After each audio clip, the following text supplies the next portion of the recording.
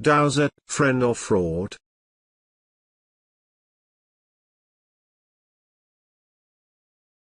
It had been my intention to have a title for this talk that would herald a user-friendly philosophy with an element of sophistication in it, and so I chose the Dowser, friend or Freud. It wasn't until the notices had gone out that I realized that my word processor had translated this into Dowser, friend or fraud, which I fear that some of my frank friends will interpret as a Freudian slip. However, I am glad to see from the papers that I am not the only one to be wrong-footed by a typist's error. There was rather a nice one in one of the Bradford papers a few weeks back, reporting an unsuccessful daylight armed robbery on a sub-post office.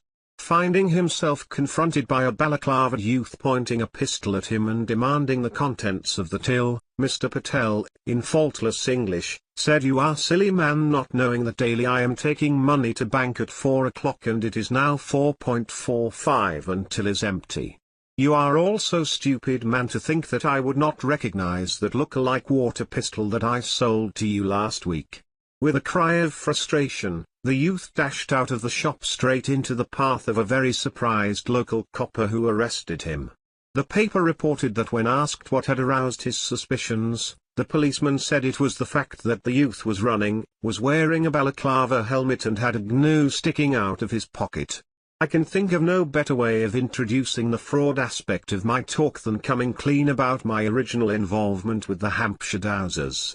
Just over 2 years ago I was asked to give the inaugural talk to this group, and then, at the end of it, our founder, Mary Cannon, invited me, in front of the assembled audience, with no avenue of escape, to become your chairman. There was no logic in this because I live in West Sussex, have a Surrey postal address, it takes me 3/4 of an hour to get to my adopted parish, and I am not a member of the Alton Mafia. So on all counts, I am bogus. However, having listened, as many of you have, to 2 years of assorted speakers, I am comforted by the fact that if I am a fraud, then I am not alone. What a wide spectrum of experiences we have had. 1. We have been exposed to hallucination by multicolored bottles of oil and water to the extent that many of our members queued up to buy them from the speaker, at Yves Saint Laurent prices. 2. We have dowsed for switched-off torch beams. 3.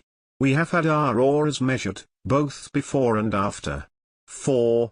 We have been taught to make loops of thick copper wire so that they will merge into the long grass around our shrubs in the spring and bring our lawn mowers to a grinding halt.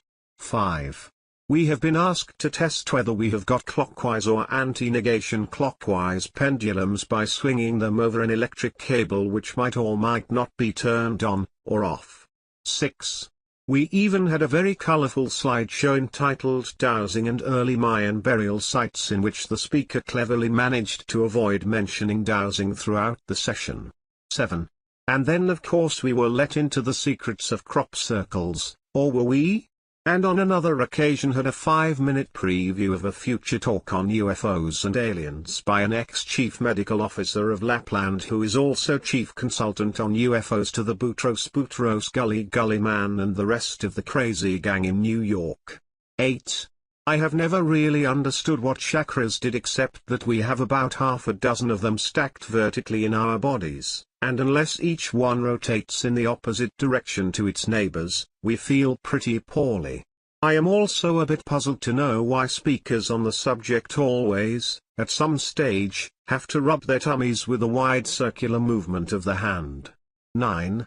And as for healing, well, I hasten to add that the 2 eminent senior members of the British Society of Dowsers, whom I took my aches and pains to, did a wonderful job for virtually peanuts. But the Times magazine of the 15th of October in its diary section carried a story which I cannot resist retelling verbatim. A friend of mine who is very clever, very successful, very astute etc., has been having trouble with his neck. It causes him sleepless nights and he is at the end of his tether. A woman trainer who works out at the gym he uses recommended he went to see a dowser. Indeed, she suggested that he took the following day off work, put himself, his wellies and his raincoat in the car and drove with her to Surrey. So anxious was he for relief from his misery that he agreed. He found himself in a modest house, waiting in a room with 4 nuns from Zaire. When his turn came, the dowser did some spinning with a silver chain, taped pills to his neck and asked him to sit in a chair marked number 1 in a field wearing his raincoat and wellies for the best part of an hour. There was also some jiggery-pokery with a rock and fortified water. On the way home, the woman advised him to stop off at a health food store where, with her guidance, he bought £180 worth of pills and potions. The bill for the day was £300 for the dowser, £300 for the woman who took him to the dowser, plus the vitamins, total £780. But my friend's neck was no better, so he declined to pay the bill. Instead he sent the woman a modest cheque. He also rang her the next day to explain why. Her mother said that she was at Blackpool at the Labour Party conference, subsequently denied by the Labour Party. There is a thread and pattern that runs, or should run, through all these dowsing sub-disciplines that I have just mentioned. I have purposely adopted a slightly cynical approach to emphasize the fact that, however dedicated, honest and sincere we might be about our dowsing beliefs, the majority of the world think that we are at best a bunch of nutcases and more than likely skilled confidence tricksters as well. They are of course entitled to express their ignorant and bigoted views, and in the face of such opposition it is terribly important that we don't get carried away by our individual enthusiasm, especially in the sub-disciplines for which there is no visible or scientific proof of success. I personally have taken the easy way out by limiting my dowsing scope to water finding, archaeology and the finding of lost secateurs and trowels buried under compost, but I keep a totally open mind about all the other uses of dowsing, and in the hands of a good instructor, I too think I can see fairies at the bottom of the garden. I referred a few moments ago to the essential thread that should be the basis of all forms of dowsing. Those of you who are members of the BSD will be well aware of this because it is the code of ethics which we invite all our members to follow and is printed in full at the back of our journal. It is really just plain common sense, but I think it would be worth quoting the first 2 paragraphs today. 1. In relations with clients, patients and others they shall act in good faith, in accordance with the highest standards of personal integrity and uphold the good name of the society. 2. Being mindful of their responsibilities to others, they should avoid and discourage sensationalism, exaggeration and misleading statements. I heartily endorse the bit about sensationalism. Experienced dowsers know what a killer this can be, but it is very easy for beginners in the art to fall into the trap of using their newfound skills to perform party tricks for the benefit of an audience and to boost their own ego. It invariably diminishes the response that one gets from the quest for knowledge. A good analogy is to imagine that part of one's subconscious which is your dowsing ability is like a trained spaniel or retriever who delights in performing its primary task at your direction. Should you choose to make it balance a piece of sugar on its nose whilst in the begging position just to demonstrate your command over it, the dog will rapidly get bored and start to do everything in a half-hearted way. Likewise, even in the simple act of walking across a field looking for water with twigs, rods or pendulums, it is always the first twitch or swing which is the strongest and most reliable. Any further passes over the vital spot either to show an onlooker or to give yourself added confidence that you were right the first time will, for me anyway, produce increasingly half-negation-hearted, i.e. bored, responses. And to conclude the subject of showing off or party tricking, be very careful about accepting invitations to go on the stage or the box to prove your skills.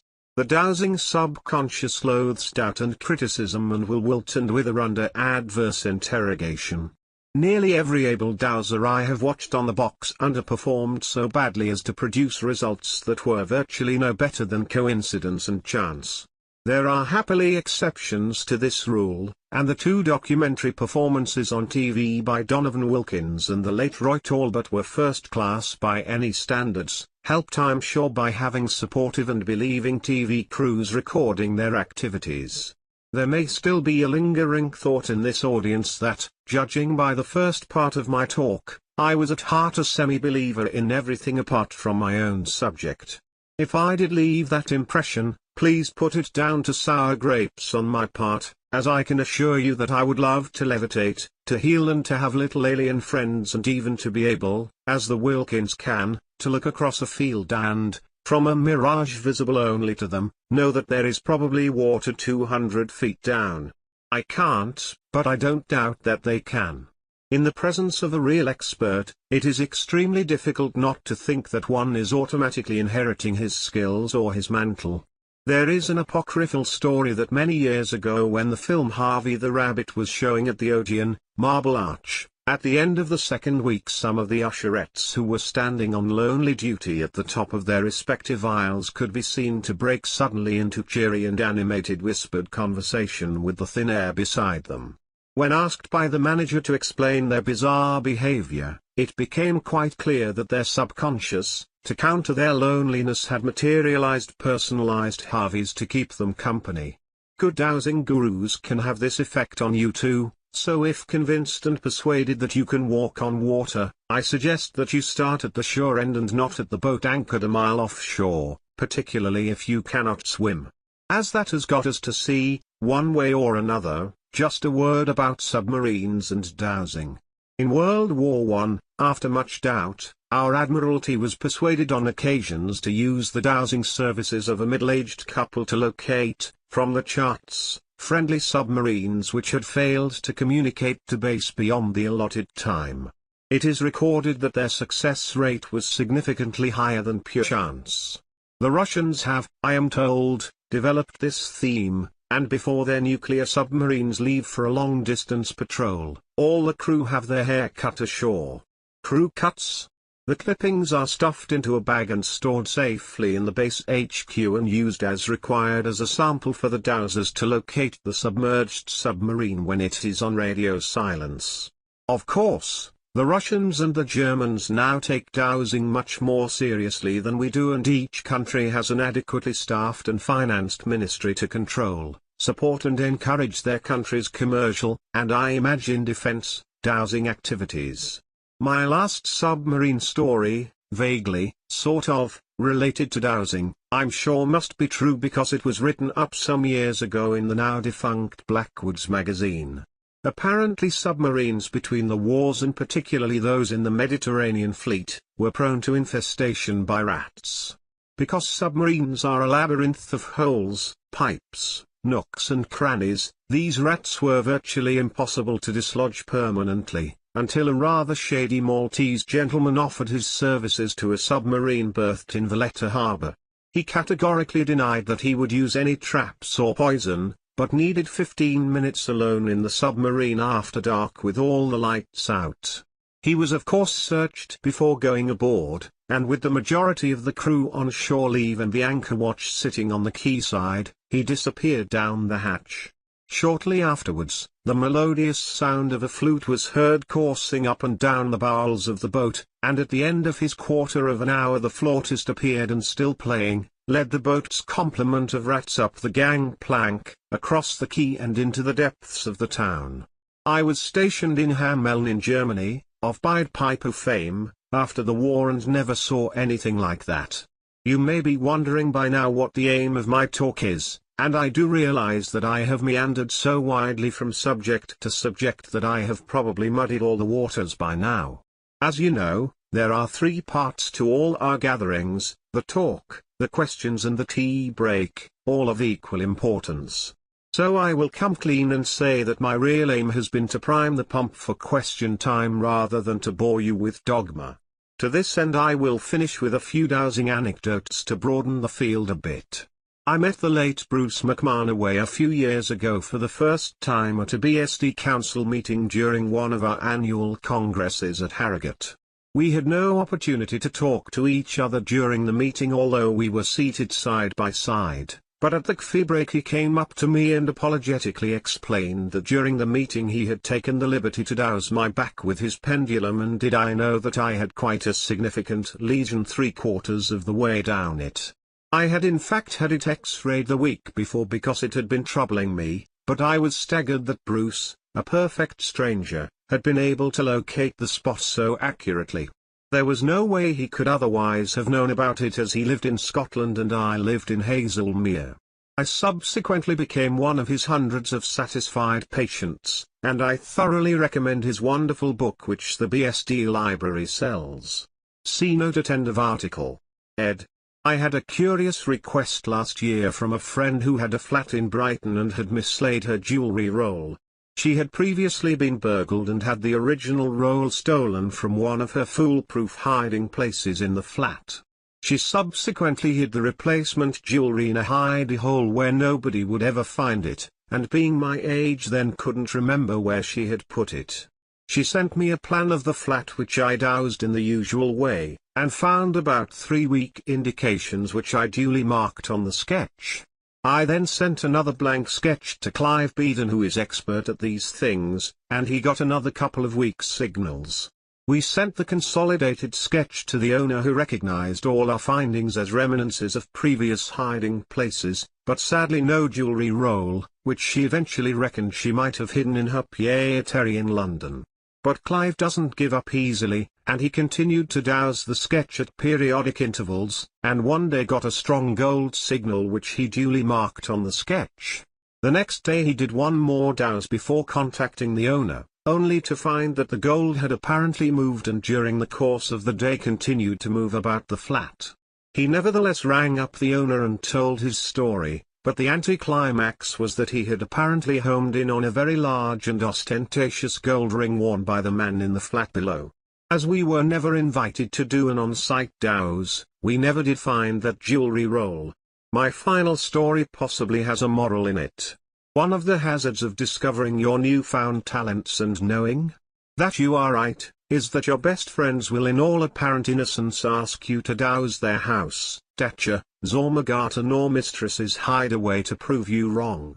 I was asked to do just that, at their house, I hasten to add, in a little rural community called South Hamilton near Boston, Massachusetts.